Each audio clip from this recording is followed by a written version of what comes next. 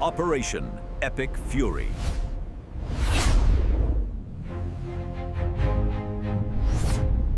Tonight, President Donald Trump just sent a message to Tehran and Beijing that they cannot miss. America's back in command. U.S. forces intercepted another Iran-linked tanker reportedly hauling nearly 2 million barrels of crude towards China. While fresh reports show U.S. Air Force activity surging into the Middle East as the ceasefire clock runs down. And then came the bombshell from Trump himself. A ship was caught carrying what he called a possible gift from China to Iran. And if that were not enough, the president says Democrats are actively weakening America at the worst possible moment. So what exactly was on that ship? Now, why does it matter to every American watching? Because Iran doesn't fund terror with good intentions. It funds terror with oil money, smuggling routes, covert transfers, and weak leadership in the West looking the other way. President Trump's cutting off the cash, choking the lanes, and making clear that sanctioned ships do not get a free pass just because they hide in international waters that protect U.S. troops, protect allies, and protects the American economy from the chaos that follows when regimes, rogue regimes, think they can outmaneuver Washington. And of course, now look at the timing. Fox is reporting that the Iran-linked MT Tifani was boarded without incident in the Indo-Pak area. While the Department of War made it official, international waters are not a refuge for vessels supporting Iran. At the same time, Vice President J.D. Vance's Pakistan trip for talks is now on hold because Iran reportedly refuses America's terms and may not even show up. Good. Under Trump, negotiations are not charity. They're leverage, and leverage means pressure, not apologies. And speaking of leverage, there is another America First front in this fight that almost nobody in corporate media wants to talk about. This breaking news from the White House: they just announced over $30 billion to secure America's critical mineral supply chains and named a specific Alaskan project as a key strategic asset for U.S. mineral independence. I've been to the Vizsla copper drilling site myself. I've held the core samples with my own eyes in Canada. And what's happening right now in Alaska is bigger than most realize. You see, President Trump has just unveiled Project Vault. It's a $12 billion strategic minerals reserve designed to stockpile essential resources and keep America strong, self-reliant, and out of China's grip. That's why smart investors are looking at Vizsla copper trading in the United States. Now, write this down, under VCUFF. It's on your screen, and in Canada as VCU.V. If you want the details on why this matters right now, check out the exclusive briefing. It's only for Next News viewers. It's linked below, and see why this story could just be getting started. We thank Vizsla Copper for supporting our work. Now back to the showdown that's proving President Trump is applying that same America First doctrine on the world stage. See, here's the part the legacy press will try to blur. This was not just a random customs stop. It was strategic enforcement at a critical hour. One report says that the Tifani loaded 1.9 million barrels of Iranian crude from Kharg Island and was headed to China before U.S. interdiction shut it down. Then Trump went even further, saying America caught a ship carrying some things on it, possibly a gift, a Chinese gift to Iran. See, that changes the whole picture. This is not just Tehran testing Trump. It is a global alignment being challenged in real time. President Trump, he was on Squawk Box today, did an extensive, quite a long interview. He drops a bombshell during it. China tried sneaking a gift to Iran during the ceasefire. Here's the president's own words this morning. It'll hurt them militarily. They use the bridges for their weapons, for their missile movements. You know, they're trying to move the missiles because we've obliterated most of their missiles, and they're trying to move their missiles around, even during the ceasefire, which I think was a good thing because we're totally loaded up. We have so much ammo. We have so much of everything that we've, like, a much more powerful than it was 4 or 5 weeks ago. So we've used this to restock, and they probably have done a little bit of restocking. We caught a ship yesterday that had some things on it, which wasn't very nice. A gift from China, perhaps. I don't know. But I was a little surprised, but because I have a very good relationship, and I thought I had an understanding with President Xi, but that's all right. That's the way war goes, right? But I will tell you that we have, our military is incredible, what we've done. I mean, think of it. In the first 3 days, we took out their entire Navy.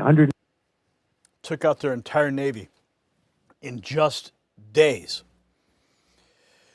Continuing, Trump says China may have tried to slip Iran a gift during the ceasefire. Now we have the hard proof. Military forces intercept the Iran-linked MT Tifani tanker in international waters. Department of War says American forces boarded the sanctioned vessel without incident. Here's some of that footage.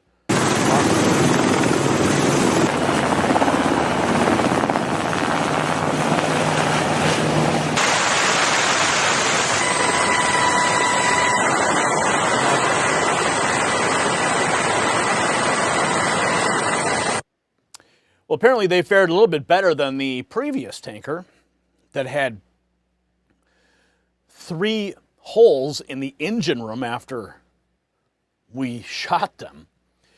So it wasn't just talk. The tanker was stopped cold. Now take a look at the bigger picture. We're seeing this now, a significant increase in U.S. Air Force activity now being reported heading into the Middle East as the ceasefire deadline rapidly approaches. Now you can see an entire sky route. Look at all this activity. That is a lot of Air Force activity moving into the Middle East. So President Trump clearly flexing and getting ready for something.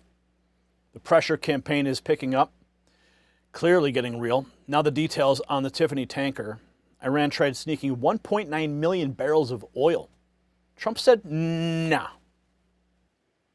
On the eve of these talks with Iran and Pakistan, the U.S. is expanding its target list, interdicting an oil tanker from Iran's shadow fleet in the Pacific. On April 6th, the Tifani loaded 1.9 million barrels of Iranian crude oil from Kharg Island and was trying to transport that oil to China before interdiction. The Treasury Department sanctioned the crude oil tanker last July. The State Department said twice in recent months the vessel had loaded Iranian oil in ship-to-ship transfers with U.S.-sanctioned Iranian-flagged tankers while conducting, quote, dark activity near Singapore. The Pentagon said in a statement, quote, as we have made clear, we will pursue global maritime enforcement efforts to disrupt illicit networks and interdict sanctioned vessels providing material support to Iran anywhere they operate. But according to Lloyd's List, a widely trusted shipping analysis company, more than 24 dark fleet vessels have continued moving in and out of Iranian ports, as well as exporting Iranian origin cargo since the U.S. blockade began last week. U.S. Central Command says it has turned around more than 27 ships traveling to or from Iran since the blockade began in that same time frame. On Sunday night, Marines with the 31st Expeditionary Unit seized the MV Tuska, landing on the ship after rappelling from a helicopter after a 6-hour standoff. The U.S. forces seized an Iranian-flagged cargo vessel headed for the Iranian port Bandar Abbas. It is the first time Marines boarded a vessel since the blockade began. Central Command released video showing the operation to take the Tuska after its engine room was hit and... Yeah, you should have listened to the warnings. The interdiction hit Iran where it hurts the money. Now Trump turning his fire on the Democrats. Trump calling out Schumer and Jeffries, traitors on live TV for attempting to undermine his negotiations with Iran. Listen, here's more from that Squawk Box interview. So it's tough. But we can't let traitors, we can't let traitors like Schumer put pressure on you where they say, we want out. Think how bad that is. I'm negotiating with these people, and they're telling us, we have to get out now, we have to get out now, we have to get now. And they were in a war for 18 years.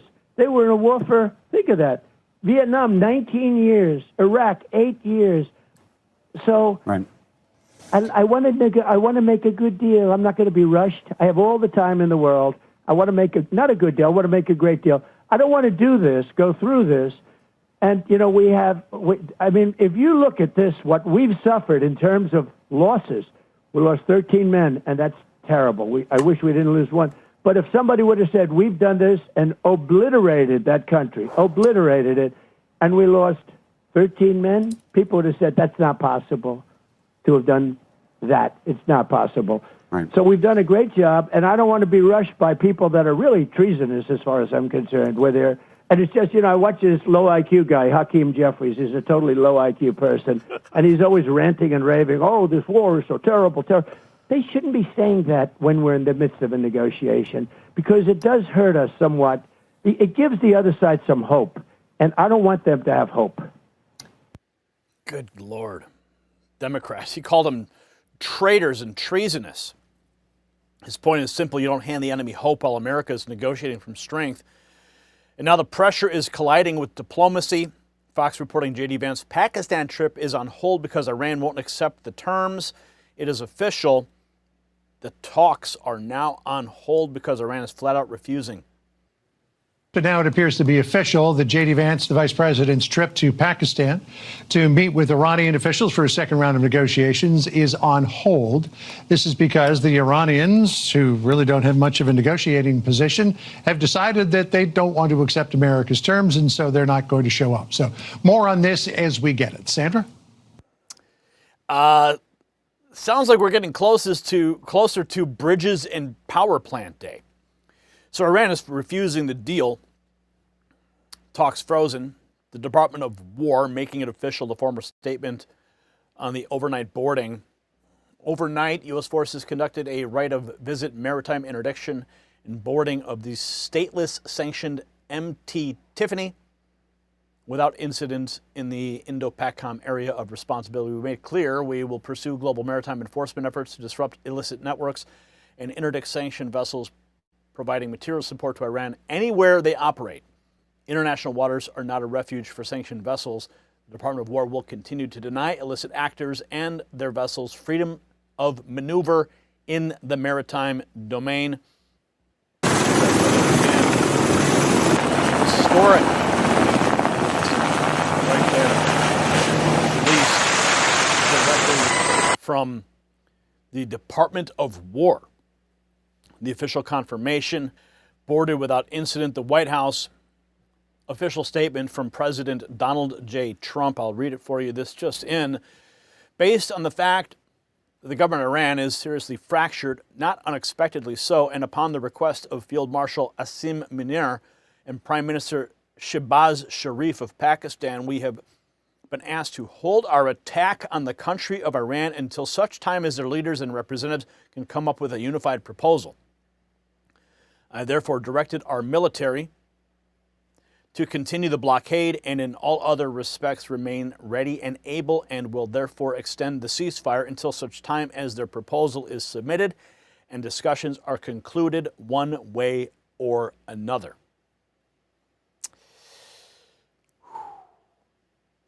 Wow. We have been asked to hold our attack on the country of Iran until such time as their leaders and representatives come up with a proposal.